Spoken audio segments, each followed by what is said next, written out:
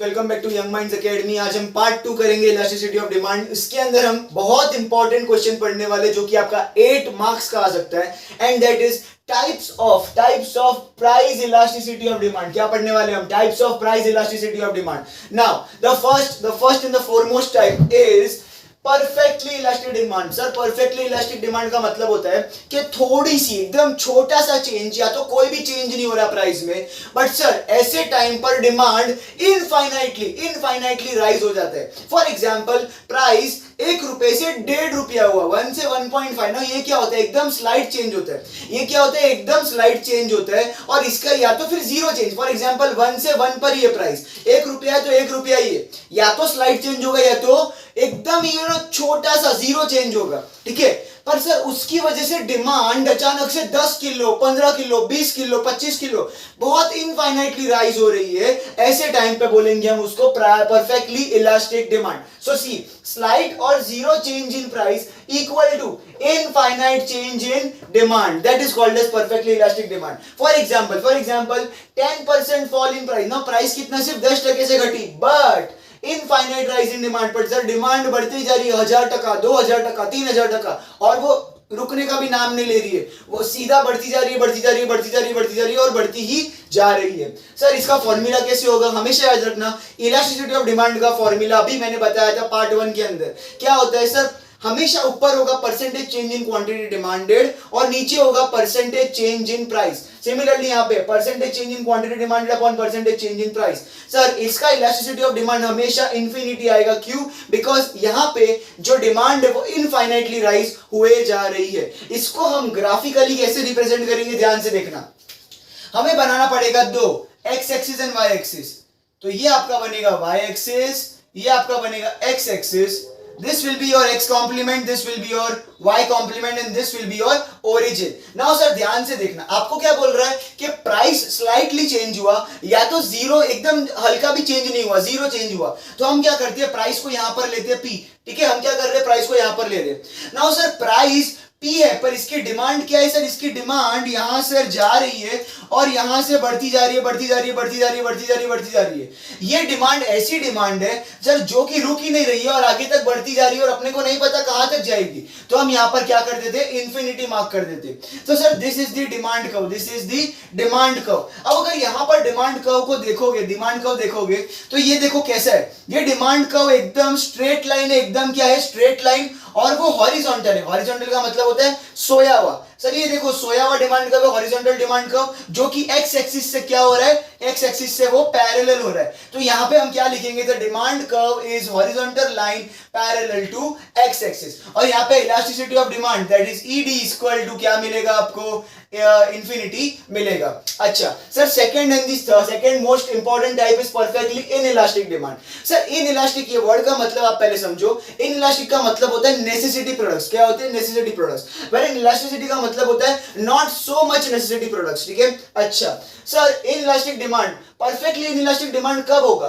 देखो प्राइस में ना चेंज हो रहा है, ऐसा नहीं कि बहुत ज्यादा चेंज हो रहा है या बहुत कम चेंज हो रहा है, बट प्राइस ऊपर नीचे हो रही है।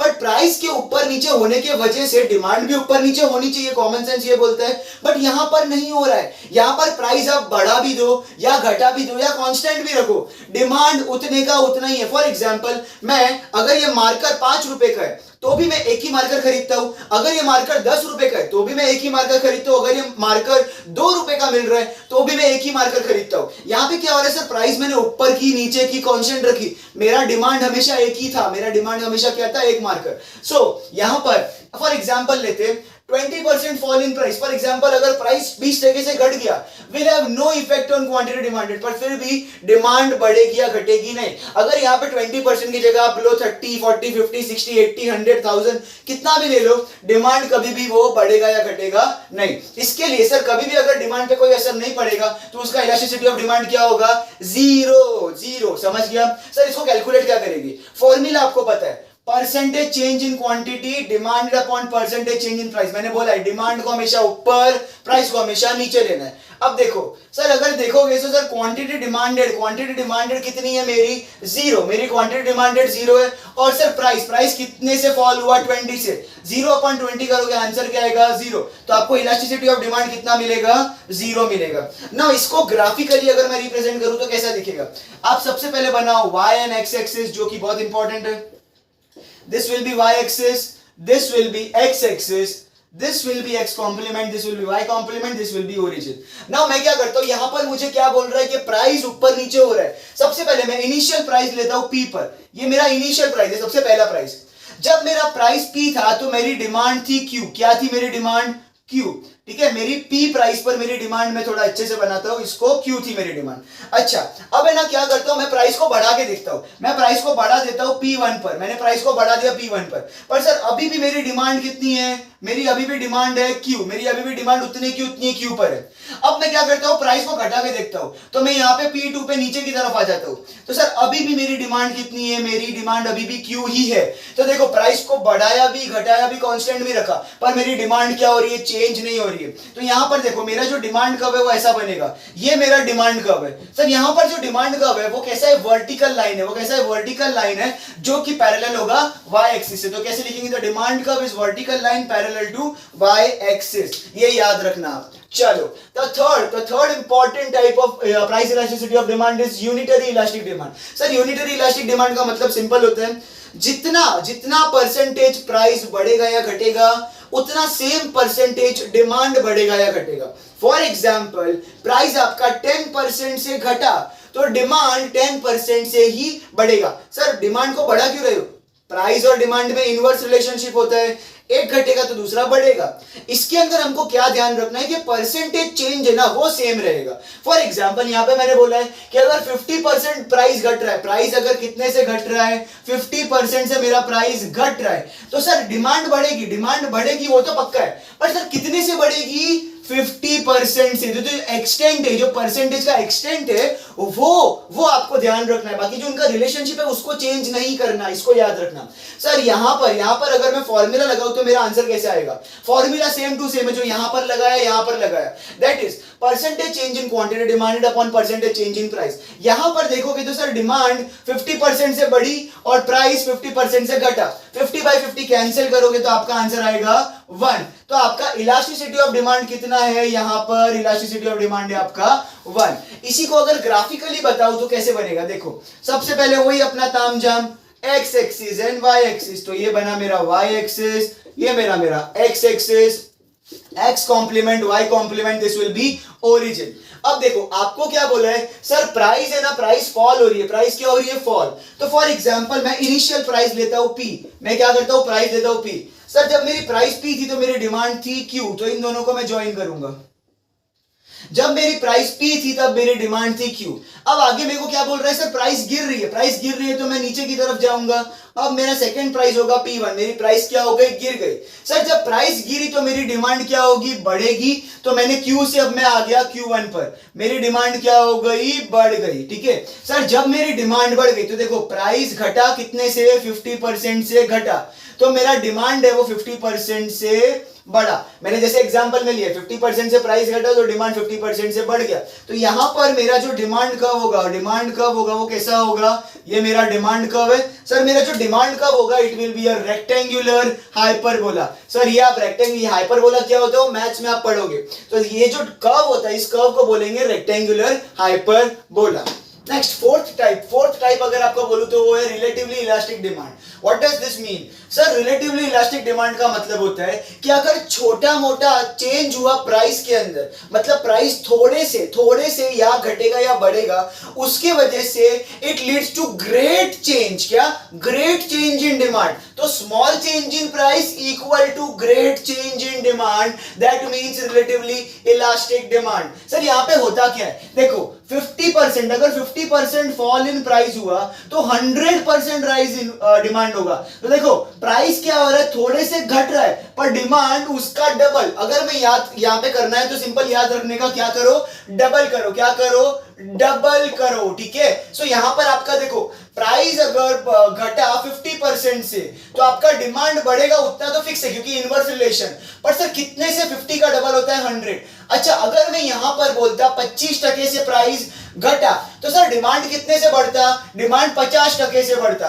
तो हमेशा याद रखना रिलेटिवली इलास्टिक डिमांड में क्या करने का आपको, डबल, क्या करने का आपको, डबल। अच्छा सर यहां पर अगर ढूंढना है मुझे क्या, इलास्टिसिटी ऑफ डिमांड, तो formula same, percentage change in quantity demand upon percentage change in price. यहां पर अगर डिमांड देखोगे तो डिमांड कितने पे बढ़ा, 100 पे, इसके लिए 100, और प्राइस कितने बढ़ा, 50 पे। अगर 51 और 52 इलास्टिसिटी ऑफ डिमांड क्या आया, 2। अगर आप देखोगे तो सर इलास्टिसिटी ऑफ डिमांड जो है वो क्या है, ग्रेटर देन 1 है। वो क्या है, ग्रेटर देन 1 बोलूंगा। 2 है मतलब क्या, 1 से बड़ा। हमेशा 1 के रिलेटेड ही अपन को कैलकुलेट करना होता है, या तो 1 से इक्वल होता है, या तो 1 से बड़ा होता है, या तो 1 से छोटा होता है।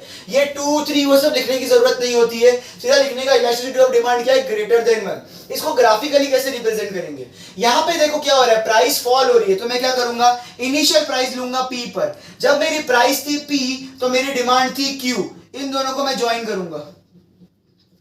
अच्छा सर बाद में मेरे को क्या करना है, प्राइस को घटाना है। सर बाद में मेरा प्राइस क्या होगा, नीचे की तरफ जाएगा P1 पर।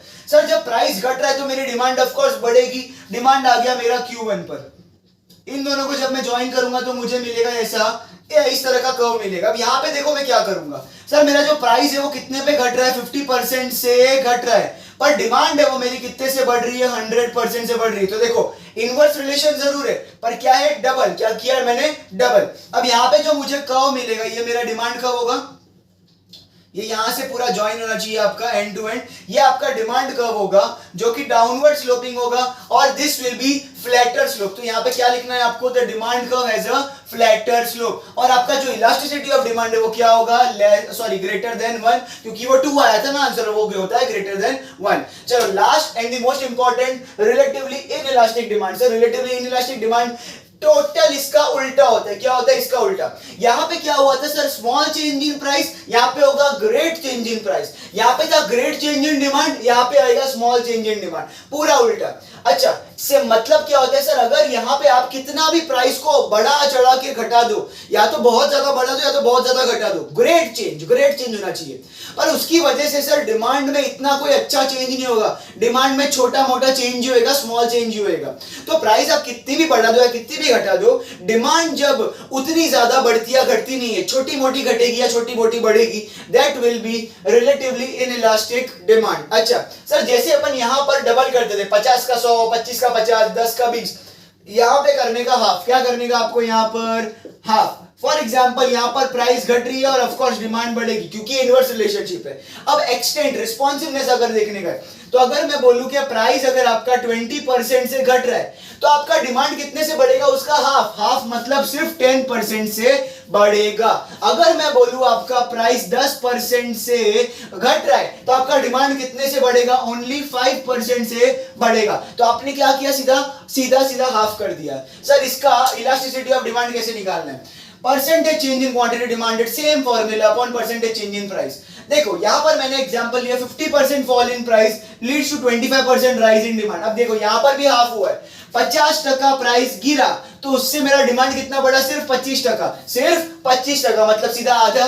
अच्छा सर इसके लिए डिमांड कितना, 25 से बढ़ा, इसके लिए 25 अपॉन प्राइस कितना था, 50।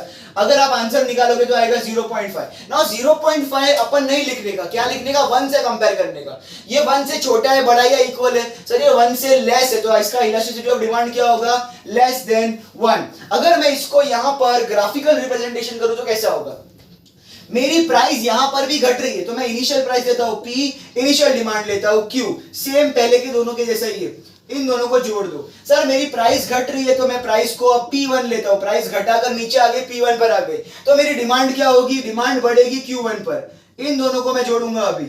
अब सर यहां पर देखो क्या हो रहा है, मेरी प्राइस घट जरूर रही है, कितने से, 50% से मेरी प्राइस घट रही है, और डिमांड बढ़ जरूर रही है, डिमांड बढ़ रही है, बट सर कितने, उसके हाफ मतलब 25%। देखो यहाँ पे लिखा है 25% से मेरी डिमांड बढ़ रही है। अब यहां पर जो मेरा डिमांड कर्व होगा वो डाउनवर्ड स्लोपिंग होगा, डिमांड कर्व, तो DD लिखेंगे, but this demand curve has steeper slope. आपको क्या लिखना है, ये होता है flatter slope and this will be steeper slope. यहां का इलास्टिसिटी ऑफ डिमांड कितना होगा? Less than 1। तो 0.5 नहीं लिखना, डायरेक्टली आपको लेस देन 1 लिखना है। तो इसी के साथ हमारा ये वीडियो होता है समाप्त। ये बहुत इंपॉर्टेंट क्वेश्चन था, जैसा फॉर्मेट मैंने बताया उसके हिसाब से अगर आप आंसर लिखोगे 8 में से 7.5 एंड 8 भी मिलने के ज्यादा चांसेस होते हैं। तो if you like this video, please इसको जरूरतमंदों तक शेयर करना, सब्सक्राइब करना। Thank you.